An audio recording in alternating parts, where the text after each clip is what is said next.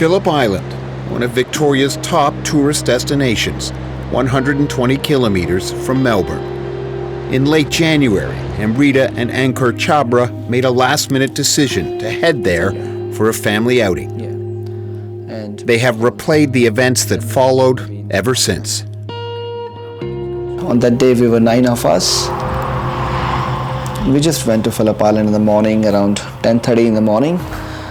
And we went to Chocolate Factory first. And then we went to the Vietnamese Museum. While we were in the museum, my nephew said, "Oh, there's a big sign of Forest Cave Beach. Looks really nice. Let's go over there." So we all went to Forest Cave Beach. Our plan was never to go Forest Cave Beach, just because he saw the sign outside. And we all went there. That spur-of-the-moment decision to visit the popular but unpatrolled beach at Forest Caves would have devastating consequences. All 9 of us, we just sat down on the rocks and we all had lunch and we were having a good time.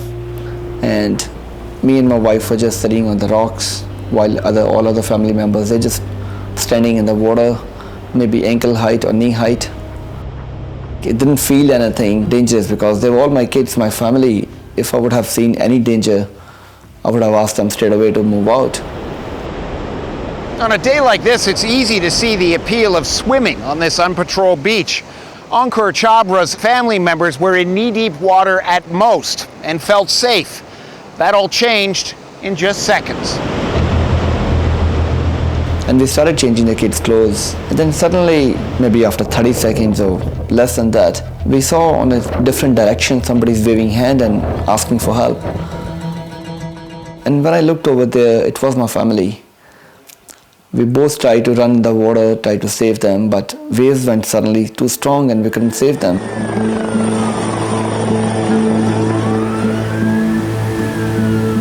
On the beach, a tragedy was unfolding.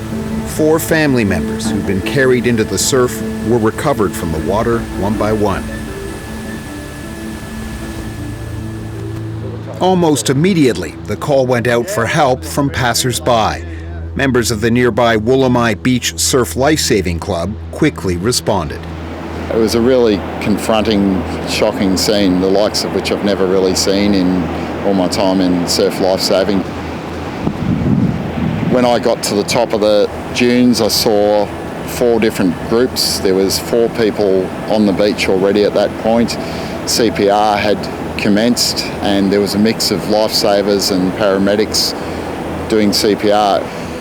There's a few rocks here and then the water's going out through there. Volunteer lifesaver Daryl Clark rushed to the scene on a jet ski and headed directly to the lead paramedic. So I went straight to that person and said, "Where do you want me?" She said, "I want you over in that group there." So I went straight to that group and I started administering CPR there for the next probably 40 minutes. It was pretty daunting. A few family members scattered, they were in tears, they were distraught.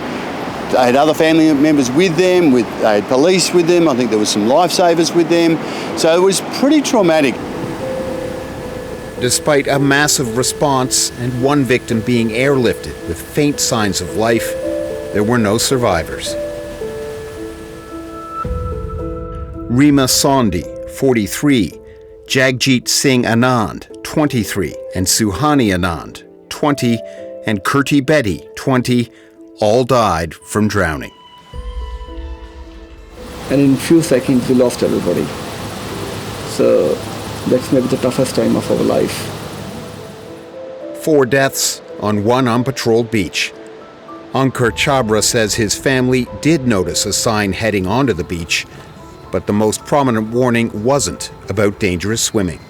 Before the stairs going up, there was another yellow color sign, says no dogs allowed or something. I just want to ask one thing, what's more important, dogs on the beach or saving somebody's life?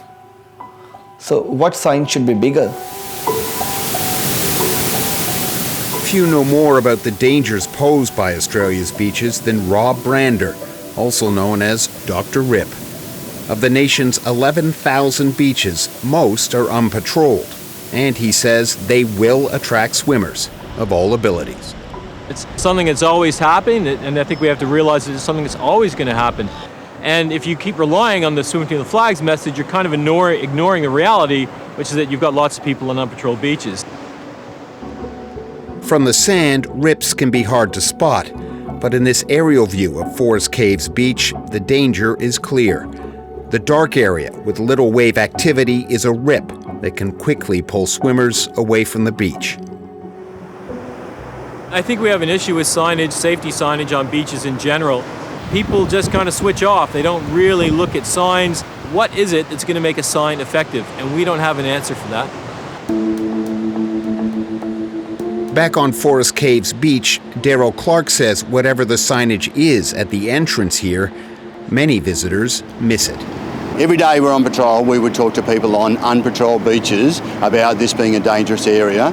And do they have an idea of how dangerous this is? More often than not, no. For a decade, this part of Victoria, the Basque Coast, has been considered a black spot with a high incidence of drowning. And on the unpatrolled beach where 4 people died just weeks ago, locals like Narita Melsmith often see visitors in the surf and worry. What goes through your mind when you see that on this beach? In the shallows, and I'll go off and warn them. I get very nervous because we've had 4 deaths recently, and we've had other near misses here, including my little grandson, who just was in the sand walking, and just a very shallow wave came and the sand gave way. And I just grabbed him, thank goodness, but he was pretty shocked. Many who swim here, like these visitors, don't know about the dangers.